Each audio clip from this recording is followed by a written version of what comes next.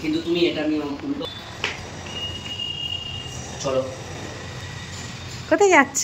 রানীপেট। রানীপেট যাচ্ছ? বাবা কি আনন্দ আমার বাবার আজকে। দেখো এমনি সময় কিটো পরে না, দেখো কিটো পরেছে প্যান্ট পরে। আমার নিয়ে যাবে না? আমি যাব বললাম তো, কিন্তু বাবা তো আমাকে বললো নিয়ে যাবে না। বাবা তো বললো শুধু তোমাকেই নিয়ে যাবে।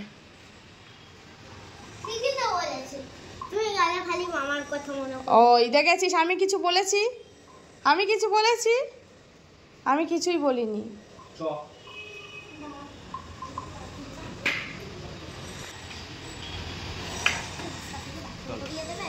কে না নিয়ে গেলে মায়ের মাথায় একটা জিনিস টাইপ করে থাকবে, ঠিক আছে?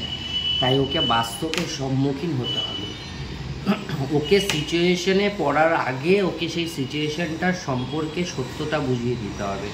একটা ও বাচ্চাটাকে বাস্তবটাকে বোঝাতে হবে, প্রকৃতির নিয়ম খেলাটাকে বোঝাতে হবে।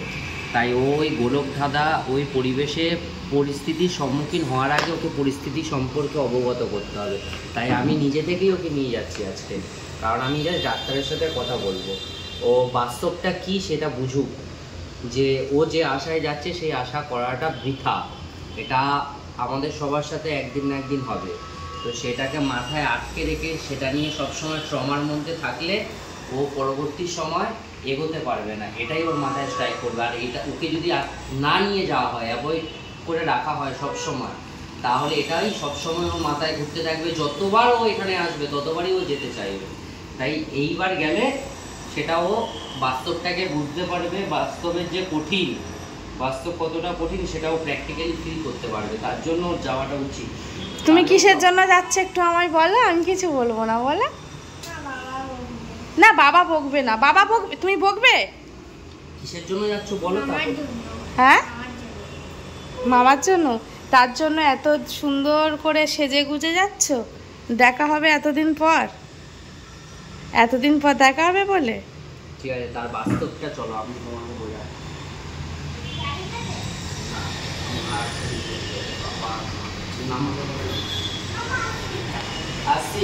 টাটা।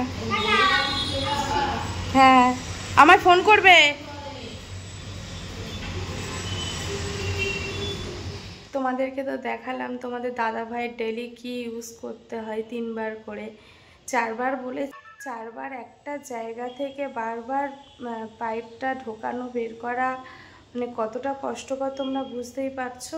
কালকে রাতে জ্বরও এসেছিল, আর ওই জায়গাটা না, টয়লেটের জায়গাটা পুরো ফুলে গেছে, ব্যথা প্রচণ্ড। রাত্রে পাইপটা ঢোকাতে গিয়ে এত ব্যথা লেগেছে, পাইপটা ঢুকছিল না, মাঝখানে আটকে গেছিলো। আর যেহেতু একা একা করতে হয়, আর আমি ওইটা ভয়ে পারি না করতে, আমাকে কি করতে হয়, ওই যে আমাদের বুকের পাঁজরটা রয়েছে, যে হাড় পর্যন্ত ওর ব্লাডার ওঠা, ওখান থেকে চাপ দিয়ে দিয়ে দিয়ে দিয়ে প্রেস করতে করতে তলপেটের কাছে নিয়ে এসে, মানে ওর যে টয়লেট যতটা থাকে বেরিয়ে যায়, চাপ দিতে হয়, পাম্প দিতে হয়, পাম্প দিয়ে দিয়ে টয়লেটটাকে বের করতে হয়। তো কালকে রাত্রে জায়গাটা পুরো ফুলে গেছে, ব্যথা, আর লাস্টে পাইপে ঢোকাতে গিয়ে একদমই পাচ্ছে না, পুরো ফুলে গেছে জায়গাটা, মাঝখানে আটকে গেছিলো, বড়মা করে চেঁচাচ্ছিল। তো তারপরে যাই হোক করে নিতে নিতে পাইপটা ঢুকলো। কালকে রাতে জ্বরও উঠেছিল, তো বলেছিল সকালবেলা উঠে এমআরওতে যাবে, গিয়ে যদি ডক্টরকে পায় তাহলে একবার দেখিয়ে নেবে, এরকম প্রবলেম যেটা হচ্ছে সেটা বলবে। আর জ্বর তার মধ্যে ছিল, তো সেটা আমি কালকে রাতে শুনেছে। শোনার পর ও বলেছিল বাবা আমি যাব তোমার সাথে রানীপেটে আজকে কন্টিনিউ। আমরা তো এসছি 1 মাস হয়ে গেছে, কন্টিনিউ যাবে বলে তো কেমন করছে তোমরা তো দেখতে পেলে, আগের ব্লগে তো তোমরা দেখলে যাবে বলে কেমন করছে। তোমাদের সাথে এর আগে শেয়ার করিনি, এটা শেয়ার করলাম আগের ভিডিওতে, কারণ ও প্রতিটা মুহূর্তে কেমন করছে সেটা তো আর সবসময় তুলে ধরা যায় না, যতটুকু পেরেছি তোমাদের সাথে শেয়ার করলাম। তো সকালবেলা আজকে তাড়াতাড়ি ঘুম থেকে উঠে গেছে 8টার সময়। 8টার সময় ও ভেবেছে বাবা উঠে চলে গেছে, বাবা একটু নিচে গেছে আর আমি বাইরেটাই ছিলাম। ও ঘুম থেকে উঠে ভেবেছে বাবা রানীপেট চলে গেছে, মন খারাপ করে বাইরে বসেছিল, আমাকে জিজ্ঞেস করলো বাবা কোথায়। আমি বললাম বাবা নিচে আছে। তো বললো বাবা রানীপেট চলে গেছে। আমি বললাম না, সেই থেকে মন খারাপ করে বসেছিল। তারপরে মায়ের বাবাই বললো যা না, আজকে আমি ছেলেটাকে নিয়ে যাই। ও যেভাবে রয়েছে ভাববে যে কেন আমাকে নিয়ে যাচ্ছে না, কি কারণে, কিছু একটা ভাববে, বা আমাদের উপরে একটা রাগ সৃষ্টি হবে যে ওর মামার সাথে আমরা দেখা করতে নিয়ে যাচ্ছি না।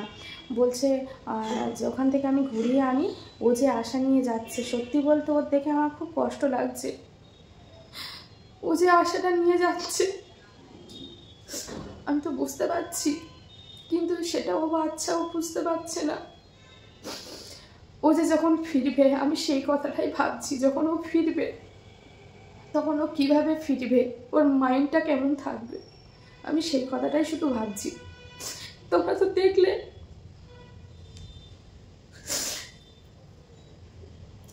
ছেলেটাকে কিটো পর এখানে এসে সে কিটোই পরে না। যে কিটোতে মানে ওর ফোসকা পড়েছিল একবার, পড়ার পর থেকে কিটোতে আসার সময় আর কিটোটা এখানে এসে পড়ে না, পড়েই রয়েছে আসার পর থেকে। আজকের ওই জামা প্যান্ট পরে কিটো পড়েছে, সেজে গুজে একা একা মামার সাথে দেখা করতে যাবে বলে।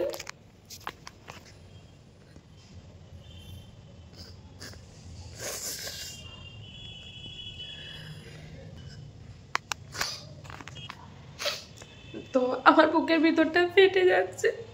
ওর বাবা বললো ছেলে ওরকম করবে, ওখানে গিয়ে ওকে আমি ম্যানেজ করে নিয়ে আসতে পারবো, তুমিও থাকলে তোমারও কষ্ট হবে, যতই তুমি না বলো না কেন। সেই মুহূর্তে আমি তোমাকে কিছু বোঝাতে পারবো না। এর আগে তো গেছি, গিয়ে নিজেকে কন্ট্রোল করতে পারিনি, ও যে জায়গায় ছিল চলে এসেছি। তা তোমাদের দাদাভাই আমাকে কিছু বোঝায়নি, নর্মাল আমার সাথেই ছিল, আর আমিও কিছু বলিনি। জাস্ট আমার চোখ থেকে জল পড়ছিল, আমার চোখ থেকেও বুঝতে পেরেছে যে ও কতটা কষ্টকর ওই জায়গাটা। সে মাই যাচ্ছে, ওকে কন্ট্রোল করতে পারবে বলছে, ও একা থাকবে, ওকে আমি ঠিক ম্যানেজ করবো, তোমার যাওয়ার দরকার নেই, আমি তো জাস্ট ডাক্তার থাকলে কথা বলবো, দেখিয়ে আসবো, না হলে জুনিয়র ডাক্তার যে থাকবে। তো ওটা হয়ে গেলে ওকে ওখান থেকে ঘুরিয়ে নিয়ে আসবো, নাহলে ওর মনের মধ্যে একটা রাগ জন্মে যাবে যে আমি এখানে এসছি, বারবার করে বলছি মামার সাথে দেখা করতে যাবো, তাও নিয়ে যাচ্ছে না। তোমাদের দাদাভাই বললো তুমি চিন্তা করো না, আমি ঠিক ম্যানেজ করে ওকে নিয়ে যাব। তো সেই জন্য ওকে নিয়ে গেল। এখন আমাকেও বারবার বলছিল মা তুমি চলো, তোমাদের দাদাভাই বললো না মা যাবে না, আমি তোমাকে নিয়ে যাচ্ছি। তাও প্রথম মনকে একটু শান্ত করছিলাম যে ও নার্সিংহোমে আছে, ওর ট্রিটমেন্ট চলছে, কিন্তু এতটা লং টাইম দেখতে দেখতে দেখো এটা সেই নভেম্বর মাস চলে আসলো। নভেম্বরের 24 তারিখে ও বাড়ি গেছিল, দেখতে দেখতে একটা বছর হয়ে গেল। নভেম্বর, ডিসেম্বর, জানুয়ারি, ফেব্রুয়ারি, দেখতে দেখতে আর 2 মাস পরে একটা বছর হয়ে গেল। ওকে দেখতে পাচ্ছি না, ওর গায়ে হাত দিতে পারছি না, ও কেমন আছে, ওর মুখ থেকে যে পূজাদি বলে ডাক বা দিদিদের ডাকা সেই আওয়াজটা শুনতে পাচ্ছি না, যার জন্য আরও যতটা দিন যাচ্ছে তত যেন আরও বেশি কষ্ট হচ্ছে। জানি না আমাদের এ কেমনতর ভাগ্য, কেন বা ভাই দেওয়ার কি দরকার ছিল, আর একটা মাত্র ভাইকে নিয়ে নেওয়ারও কি দরকার ছিল, আমরা তো বেশ ভালোই ছিলাম, এমনটা আমাদের সাথে কেন হলো হঠাৎ করে, এটাই বুঝে উঠতে পারি না। মাঝে মাঝে এটাই মনের ভিতরটা সব শেষ করে দেয়। একটা দিন রাতে ঘুমাতে পারি না, শুধু মনের মধ্যে হাজার প্রশ্ন।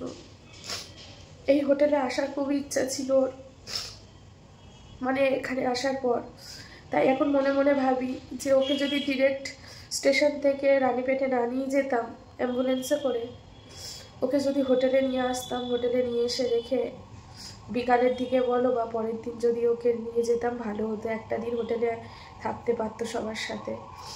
কিন্তু আমরা তো অন্যটা ভেবেছিলাম যে তাড়াতাড়ি ওর ট্রিটমেন্টটা যাতে শুরু হয়, আমরা বিশ্বাস করিনি আমাদের সাথে এমনটা হবে। আমরা যতটা পেরেছি নিজেদের সাধ্যের বাইরে গিয়ে আমরা চেষ্টা করেছিলাম ওকে সুস্থ করার।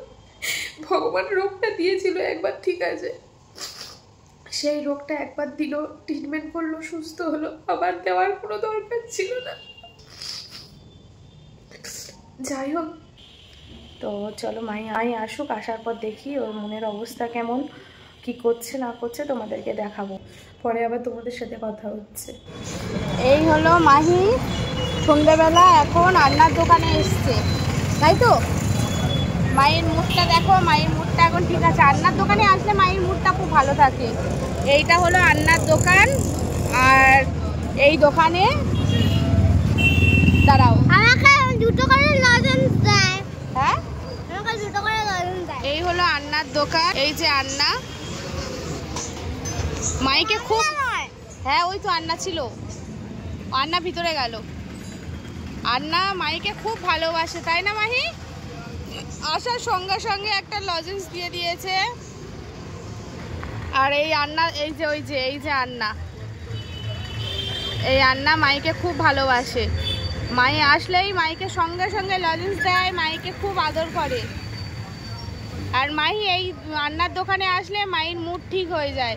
তাই সন্ধেবেলা রান্নার দোকানে এসেছি, মায়ের মুডটা এখন দেখো ঠিক আছে। মাহি রান্নার দোকানে আসলে মায়ের মুড ঠিক হয়ে যায়, তার জন্য।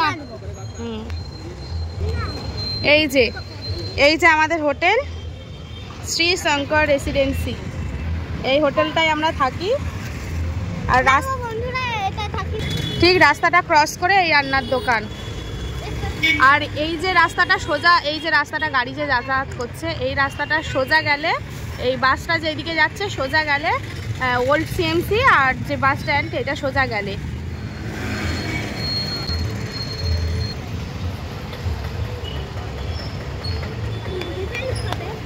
এই যে লাইট জ্বলছে দেখতে পাচ্ছ না? দাঁড়া দাঁড়া দাঁড়া, ওই যে লাইট জ্বলছে দেখতে পাচ্ছ?